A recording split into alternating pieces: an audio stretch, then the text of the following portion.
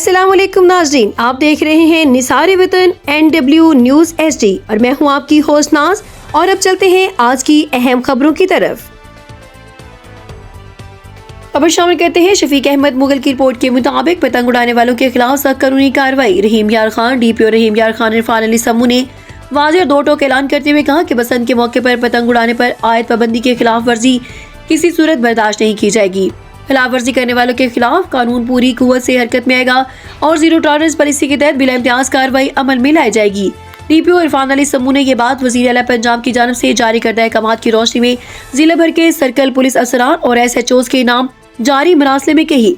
मरासले के मुताबिक सूबा पंजाब में बसंत के मौके पर सिर्फ सूबाई अदालत हुकूमत लाहौर के अलावा बाकी तमाम अजला में पतंग उड़ाने पर पाबंदी बददस्तूर बरकरार है। DPO ने हिदायत की है कि पुलिस अफसरान कानून पर हर सूरत अमल दरामद को यकीनी बनाए और किसी किस्म की नरमी या ताखीर न बरती जाएगी।